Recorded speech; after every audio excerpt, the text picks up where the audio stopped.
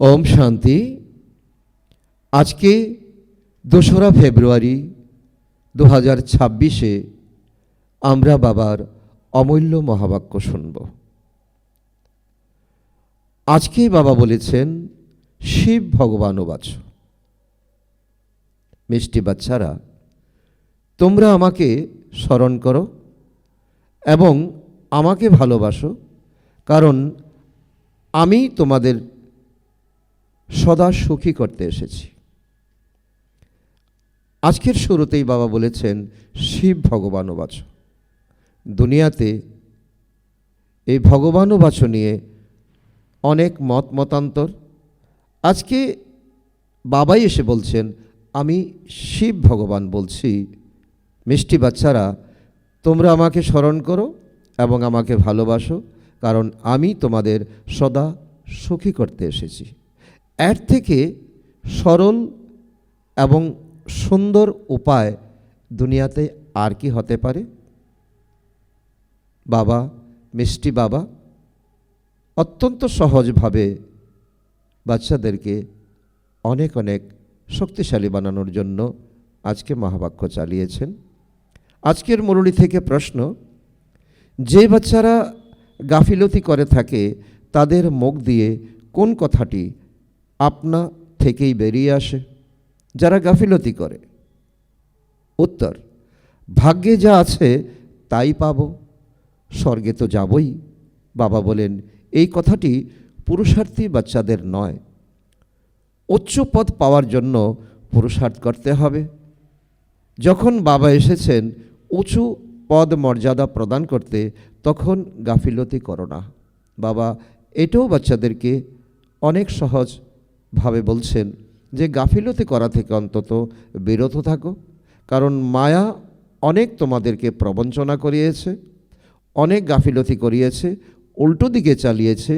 এখন যখন স্বয়ং পিতা পরমাত্মা এসেছেন, এখন অন্তত সঠিকভাবে চলো, আমাকে স্মরণ করো, আমাকে ভালোবাসো। আজকের গীত অত্যন্ত মুরলীর সঙ্গে তাৎপর্যপূর্ণ। আজকের গান হলো শৈশবের দিন ভুলে যেও না, বচপন কা দিন ভুল নেহি জানা। তো বাবা আমাদেরকে সেই ইশারা দিচ্ছেন যে আজকে আমরা হাসব, আজ হাসি কাল রোলা না দেনা। আজকে যেমন তোমরা হাসছো, কাল যাতে তোমাদের কাঁদতে না হয় সেজন্য। তো এই শুরুতে যে তোমরা বাবার পরিচয় পেয়েছো, বাবার উপদেশ পেয়েছো, সেই উপদেশকেই শৈশবের দিন মনে করো এবং এটাই অন্তিম সময় পর্যন্ত তোমাদের মনে রাখতে হবে। এটাই আমাদের আজকের শৈশবের দিন, মানে এটাও আজকেরই দিন, এবং আজকে এই দিনটা স্মরণ করলে কালকে আমাদের কাঁদতে হবে না। ওম শান্তি। মিষ্টি মিষ্টি আত্মারূপী বাচ্চারা গানটির অর্থ বুঝেছে। এখন জীবিত থেকেই তোমরা অসীম জগতের পিতার আপন হয়েছ। সম্পূর্ণ কল্প তো দৈহিক পিতার সন্তান ছিলে, এখন শুধু তোমরা ব্রাহ্মণ সন্তানরা অসীম জগতের পিতার আপন হয়েছ। যখন ব্রহ্মার মুখ দ্বারা আমাদেরকে জ্ঞানের মাধ্যমে আমাদেরকে দত্তক নিয়েছেন। তোমরা জানো বাচ্চারা, অসীম জগতের পিতার কাছ থেকে আমরা অসীম জগতের উত্তরাধিকার প্রাপ্ত করছি। সেই ফিলিং এখন তোমাদের আসছে, তাই না? বাবাকে যদি ত্যাগ করো তাহলে অসীম জগতের উত্তরাধিকার প্রাপ্ত হবে না।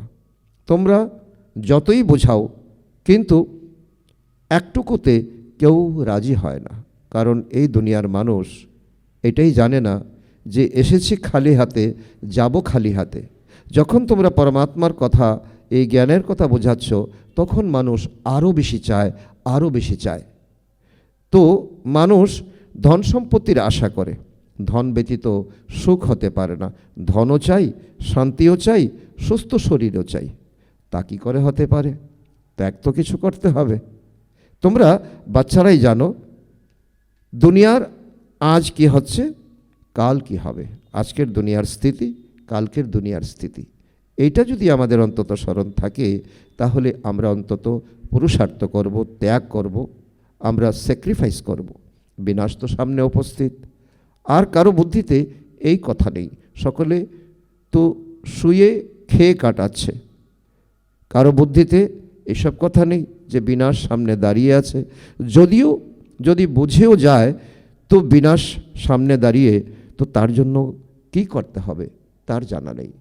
কারণ মানুষ হেলথ ইন্স্যুরেন্স করে, প্রপার্টি ইন্স্যুরেন্স করে, কিন্তু এই বিনাশ হয়ে যে দুনিয়ার সভ্যতা একেবারে মাটিতে মিশে যাবে তার জন্য কি ইন্স্যুরেন্স চাই মানুষ তা জানে না। তোমরা বাচ্চারা জানো যে কোনো সময় যুদ্ধ লাগতে পারে, একটু আগুন লাগলেই মহা বিপদ পড়তে দেরি লাগবে না। বাচ্চারা জানে এই পুরানো দুনিয়া শেষ হবে, তাই এখন অতি শীঘ্র বাবার কাছ থেকে অবিনাশী উত্তরাধিকার প্রাপ্ত করতে হবে। এটাই হলো বিধি, যে এসেছি খালি হাতে যাব ভরপুর হাতে। তো অবিনাশী বাবার থেকে উত্তরাধিকার প্রাপ্ত করতে হবে, এটাই হলো কায়দা। বাবাকে সদা স্মরণ করলে তো খুব খুশিতে থাকবে। দেহ অভিমান এলেই তো বাবাকে ভুলে দুঃখ সহ্য করো তোমরা। আর এই কথা একেবারে সত্য, দুঃখে সকলে স্মরণ করে, সুখে কেউ করে না। বাবাকে যত স্মরণ করবে অসীম জগতের বাবার কাছ থেকে ততই সুখ প্রাপ্ত করবে। এখানে তোমরা এসেছ কি হতে? লক্ষ্মীনারায়ণ হতে, লক্ষ্মীনারায়ণের দুনিয়া যেতে।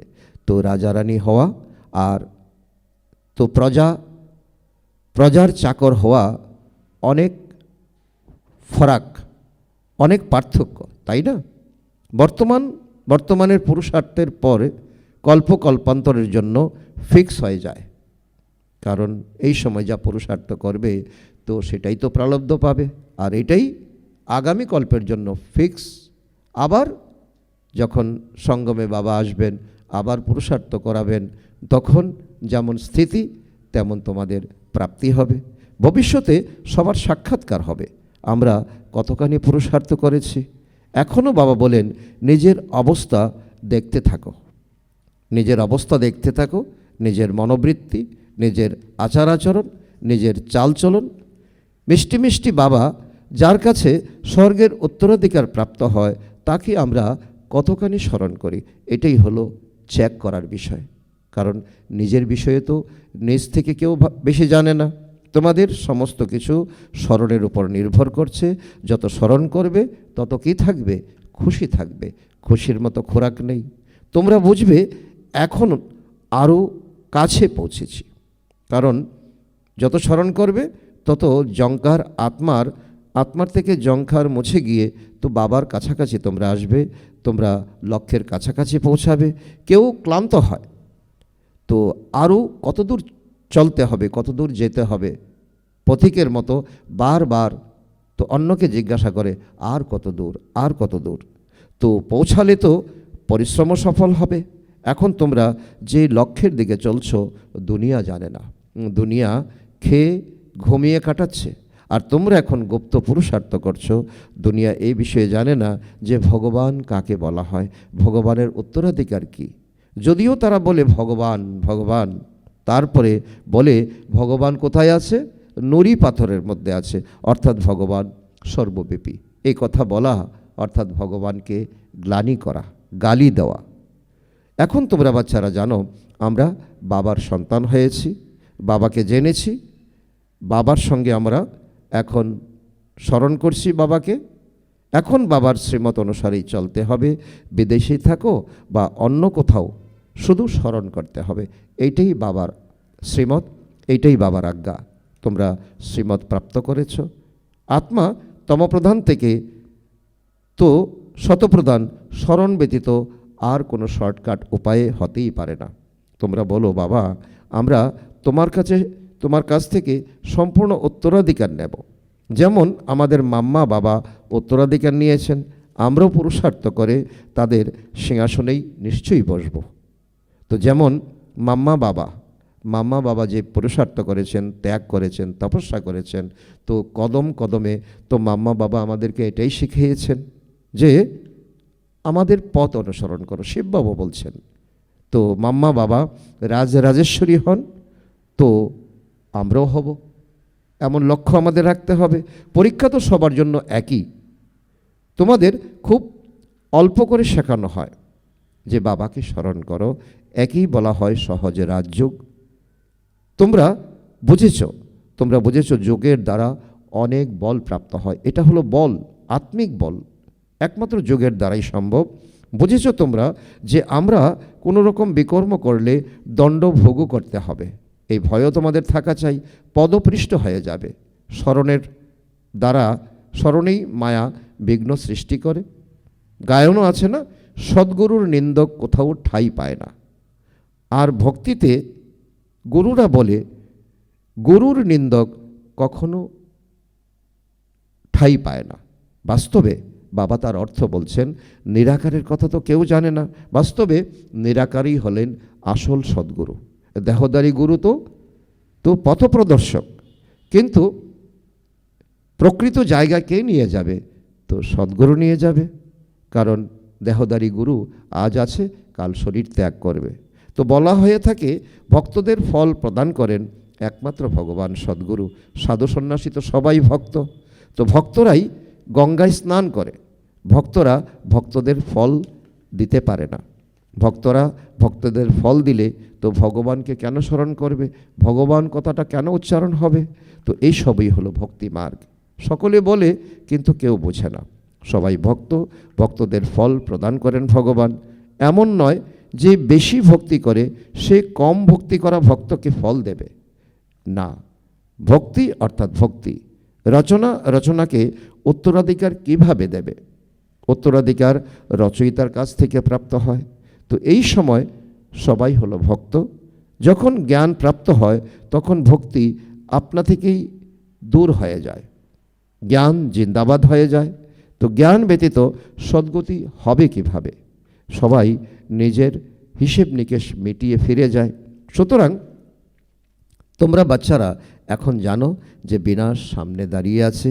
তার আগে পুরুষার্থ করে কি করতে হবে? বাবার থেকে সম্পূর্ণ উত্তরাধিকার প্রাপ্ত করতে হবে। তোমরা বাচ্চারা জানো আমরা পবিত্র দুনিয়ায় যাচ্ছি।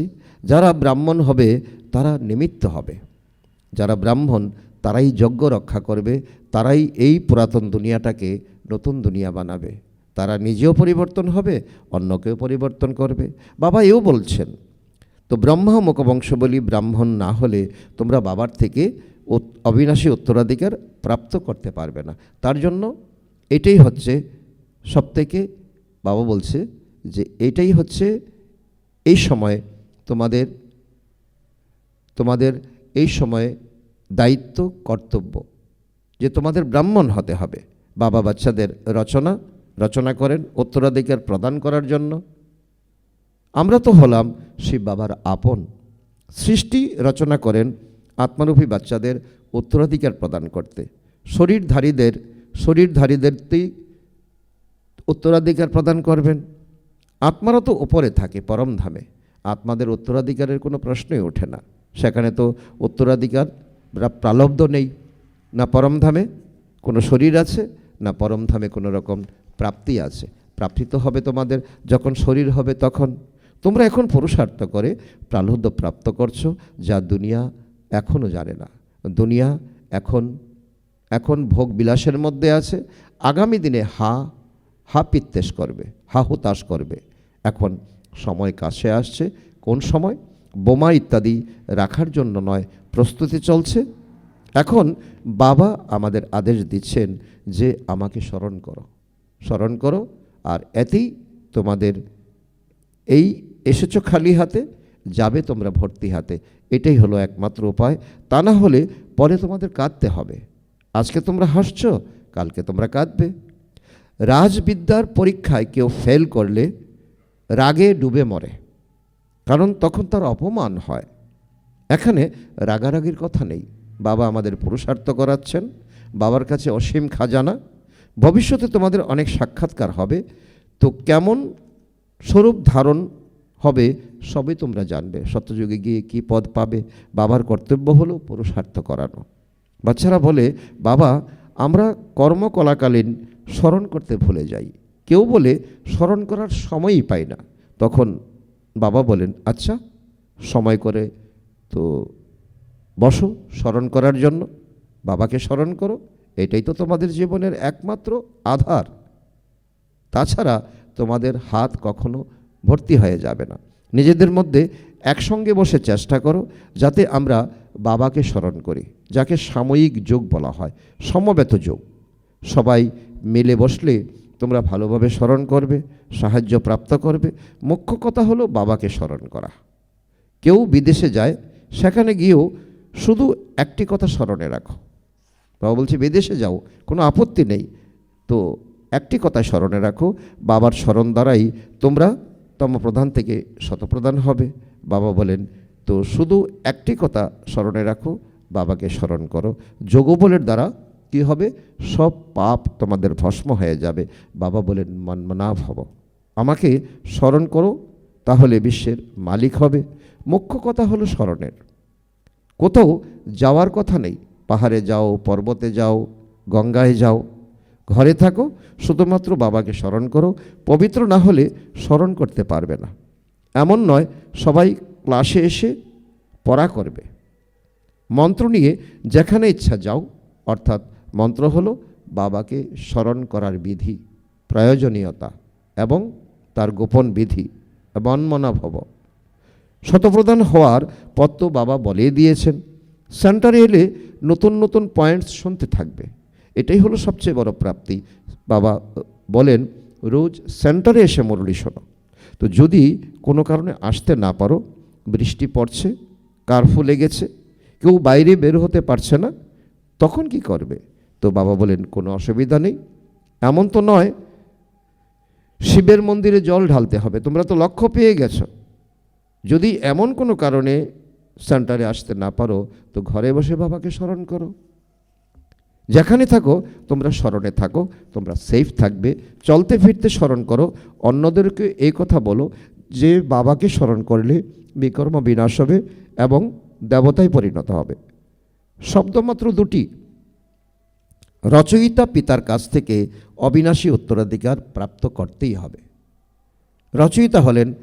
রচয়িতা তো একজনই, তিনি হলেন পরমপিতা পরমাত্মা শিব। তিনি কত সহজ পথ বলে দেন, বাবাকে স্মরণ করার মন্ত্র প্রাপ্ত হয়েছে। বাবা বলেন শৈশবের এই দিন ভুলে যেও না, আজকে হাসছ কালকে যেন কাঁদো না। তো যদি বাবাকে ভুলে যাও, বাবার কাছে সম্পূর্ণ উত্তরাধিকার প্রাপ্ত করা উচিত। এমন অনেকে আছে যারা বলে স্বর্গেতে যাবই, তাই না, যা ভাগ্যে আছে। তাদেরকে পুরুষার্থী বলা হবে না। মানুষ পুরুষার্থ করে উচ্চ পদমর্যাদা প্রাপ্ত করার জন্য। এখন যখন বাবার কাছে উচ্চ পদ প্রাপ্তি হয়, তখন গাফিলতি কেন করবে? স্কুলে যে পড়া করে না, যারা পড়াশোনা করে তাদের সামনে নত থাকতে হবে। কারণ যারা পড়াশোনা করে, যারা ভালো নাম্বার পায়, তো যারা পড়াশোনা করে না তাদের কাছে নত হয়ে থাকতে হয়। বাবাকে পুরোপুরি স্মরণ না করলে শতযোগী কী হবে? শতযোগী প্রজায় গিয়ে চাকর বাকর হতে হবে। এতেই খুশি হওয়া উচিত নয় যখন বাবা তোমাদেরকে এত বড় উত্তরাধিকার দিচ্ছেন। বাবা সম্মুখে এসে, বাচ্চারা সম্মুখে এসে রিফ্রেশ হয়ে যায়, অর্থাৎ মধুবন গিয়ে একেবারে শক্তিশালী হয়ে যায়। অনেকে বন্ধনে আছে, অসুবিধা নেই, ঘরে বসে বাবাকে স্মরণ করতে থাকো। কত বোঝানো হয়, মৃত্যুর সামনে দাঁড়িয়ে আছে, হঠাৎ যুদ্ধ লেগে যাবে, দেখতেই তো পাচ্ছ না এই যুদ্ধ লাগলো বলে। রেডিও দ্বারা সব কিছু জানা যায়। তারা বলে একটু ভুল করলেই আমরা এমন করব, এমন করে দেব, আগেই বলে দেয়। তাদের বোমা ইত্যাদির খুব অহংকার আছে। এখন তো এমন হয়েছে, একটা বোতাম টিপলেই সব কিছু মুহূর্তের মধ্যে শেষ হয়ে যাবে। বাবা বলেন বাচ্চারা, এখন যোগ বলে তো তীক্ষ্ণ হয়নি, তোমাদের যোগ বল তীক্ষ্ণ হয়নি, কামাই তোমাদের হয়নি, যুদ্ধ লেগে যাবে, তো ড্রামা অনুযায়ী হবে না। বাবা বলছে বাচ্চারা সম্পূর্ণ অবিনাশী উত্তরাধিকার তো নেয়নি। কারণ বাবা এটা আমাদের স্থিতির উপর বলছেন, যতক্ষণ না আমাদের স্থিতি হচ্ছে ততক্ষণ ফাইনাল যুদ্ধ লাগতে পারে না। এটা বাবা অনেক আগের কথা বলছেন। এখন তো অনেক সময় নিকটে এসেছে, এখন তো সময় নেই বললেই চলে। এখনও সম্পূর্ণ রাজধানী স্থাপন হয়নি, তো একটু সময় চাই, পুরুষার্থ করানো হয়। কখন যে কি হয় বলা যায় না। বিমান, ট্রেন ইত্যাদি পরে যায়, মৃত্যু কত সহজভাবে উপস্থিত হয়ে যায়। ভূমিকম্প হয়, সবচাইতে বেশি কাজ করতে হবে ভূমিকম্পনকে। তো ভূমিকম্পন হলো এমন এক শক্তিশালী প্রাকৃতিক বিপর্যয় যার দ্বারা মুহূর্তের মধ্যে অনেক কিছু হয়ে যেতে পারে। ভূমিকম্পন দিলে তো বাড়িঘর ইত্যাদি ভেঙে পড়বে। মৃত্যুর আগে বাবার কাছে সম্পূর্ণ উত্তরাধিকার নিতে হবে। তাই খুব ভালোবেসে বাবাকে স্মরণ করতে হবে। বাবা, তুমি ছাড়া আমাদের দ্বিতীয় কেউ নেই। এক বাবা, দ্বিতীয় কেউ নয়। শুধু বাবাকে স্মরণ করতে থাকো। কতখানি সহজ করে ছোট বাচ্চাদের বাবা বসে বোঝাচ্ছেন, অন্য কোনো কষ্ট নয়, শুধু স্মরণ করো। আর কাম চিতায় বসে যে তোমরা পুড়ে মরেছ, এখন জ্ঞান চিতায় বসে পবিত্র হও। কালো হয়ে গিয়েছিলে, এখন সুন্দর হও। কেউ যদি জিজ্ঞাসা করে তোমাদের উদ্দেশ্য কি, বলো শিব বাবা হলেন সকলের পিতা। তিনি বলছেন মামেকম স্মরণ করো, তো তোমাদের বিকর্ম বিনাশ হবে এবং তোমরা তমপ্রধান থেকে শতপ্রধান হয়ে যাবে। কলিযুগে সব হলো তমপ্রধান, সকলের সদ্গতি দাতা হলেন একমাত্র বাবা। এখন বাবা বলছেন শুধু আমাকে স্মরণ করো, তো জং দূর হয়ে যাবে। এইটুকু বার্তা তো সকলকে দিতে পারো, তাই না? নিজেরা স্মরণ করলে তো অন্যদের স্মরণ করতে পারবে, নিজেরা স্মরণ করলে তো অন্যদের সহজভাবে বলবে। তা না হলে অন্তর থেকে বলতে পারবে না। নিজেদের অনুভব থাকলেই তো অন্যদেরকে অনুভবী করতে পারবে। বাবা বুঝান, যেখানে হোক যতখানি পারো শুধু স্মরণ করো। তো যার সঙ্গে দেখা হবে তাকেই এই শিক্ষা দাও মৃত্যুর সামনে দাঁড়িয়ে। বাবা বলেন তোমরা সবাই তমপ্রধান পতিত হয়েছ, এখন আমাকে স্মরণ করো, পবিত্র হও। আত্মাই পতিত হয়েছে, শতযুগ থেকে পবিত্র আত্মা, শতযুগে থাকুই তোমরা পবিত্র আত্মা। বাবা বলেন স্মরণের দ্বারাই আত্মা পবিত্র হবে, অন্য কোনো উপায় নেই। এই সংবাদ সবাইকে দাও, তাতে অনেকের কল্যাণ হবে আর কোনো কষ্ট নেই। বাবা কোনো কষ্ট দিচ্ছেন না, কারণ এই সময় আমাদের অন্তিম জন্ম। এই অন্তিম জন্মে বাবা জানেন যে এখন আমাদের শরীর, মন এবং ধন সব দিক থেকে আমরা অনেক পিছিয়ে রয়েছি। সব আত্মাদের পবিত্র করেন একমাত্র পতিত পাবন বাবা। সবচেয়ে উত্তম পুরুষ বানিয়ে দেন বাবা। তো যারা পূজ্য ছিল তারাই আবার পূজারী হয়েছে। রাবণের রাজ্যে আমরা পূজারী হই, রামরাজ্যে পূজ্য ছিলাম। এখন রাবণ রাজ্যের শেষ সময়, আমরা পূজারী থেকে পুনরায় পূজ্য স্বরূপে পরিণত হই বাবাকে স্মরণ করে। এটাই হলো একমাত্র আধার। অন্যদেরকেও পথ বলে দিতে হবে। বৃদ্ধ মাতাদেরও সার্ভিস করা উচিত। আত্মীয় পরিজনদের সংবাদ প্রদান করো। সৎসঙ্গ, মন্দির ইত্যাদিও অনেক প্রকারের আছে, তোমাদের তোলো এই এক প্রকারের। এখানে বাবা এসে আমাদেরকে শিক্ষা প্রদান দিচ্ছেন। তার জন্য এই সৎসঙ্গের নাম হলো প্রজাপিতা ব্রহ্মাকুমারী ঈশ্বরীয় বিশ্ববিদ্যালয়। শুধুমাত্র বাবার পরিচয় দিতে হবে। শিব বাবা বলেন তো মামেকম স্মরণ করো, তো তোমরা স্বর্গের মালিক হয়ে যাবে। নিরাকার শিব বাবা সর্বজনের সদ্গতি দাতা বাবা। আত্মাদের বলেন আমাকে স্মরণ করো, তো তোমরা তমপ্রধান থেকে শতপ্রধান হয়ে যাবে। এই কথা বোঝানো তো সহজ, তাই না? বৃদ্ধারাও সার্ভিস করতে পারো, এটাই হলো মুখ্য কথা। বিবাহ ইত্যাদি অনুষ্ঠানে যেখানে যাও সকলকে এই কথাই শোনাও। এখন তোমাদের কর্তব্য হচ্ছে এটা। গীতার ভগবান বলেন আমাকে স্মরণ করো। এই কথাটি সবাই পছন্দ করবে, বেশি বলার দরকারও নেই। শুধুমাত্র বাবার সংবাদ প্রদান করতে হবে যে বাবা বলেন আমাকে স্মরণ করো। আচ্ছা, এমন ভেবে নাও যে ভগবান প্রেরণা দিচ্ছেন, স্বপ্নেও সাক্ষাৎকার হয়, আওয়াজ কানে আসে যে বাবা বলেন আমাকে স্মরণ করো, তো তোমরা তমপ্রধান থেকে শতপ্রধান হয়ে যাবে। তো তোমরা নিজেরাও শুধু এই চিন্তন করতে থাকো, তাহলেও তোমার ভবসাগর পার হয়ে যাবে। আমাদের অনুভবের অনেক রকমের প্রকারবিধি বাবা আমাদেরকে বলছেন। তোমরা এমনটা ভেবে নাও ভগবান এখন প্রেরণা দিচ্ছেন, ভগবান এখন সাক্ষাৎকার করাচ্ছেন, স্বপ্নে সাক্ষাৎকার করাচ্ছেন, আওয়াজ দিচ্ছেন। তো এটা যেন ভগবানের আওয়াজ এই মনে করে তোমরা এখন চিন্তন করো, তাহলে ভবসাগর পার হয়ে যাবে। আমরা প্র্যাকটিক্যালি অসীম জগতের পিতার সন্তান হয়েছি এবং বাবার থেকে 21 জন্মের উত্তরাধিকার প্রাপ্ত করছি। সুতরাং খুশি তো থাকা উচিত। বাবাকে ভুলে গেলেই কষ্ট অনুভব হয়। বাবা কতখানি সহজ করে বলেন, কি বলেন? নিজেকে আত্মা নিশ্চয় করে বাবাকে স্মরণ করো, তো আত্মা কি হবে? শতপ্রদান হয়ে যাবে। সবাই বুঝবে ওনারা সঠিক পথ পেয়েছে। এই পথ কেউ কখনো বলে দিতে পারে না। যদি তারা বলে শিব বাবাকে স্মরণ করো, তাহলে সাধু সন্ন্যাসীদের কাছে কে যাবে? সেই জন্য এখন সময় হয়নি যে সাধু সন্তরাও তোমাদের কথাটা মেনে নেবে, কারণ তাদের গদি থাকবে না।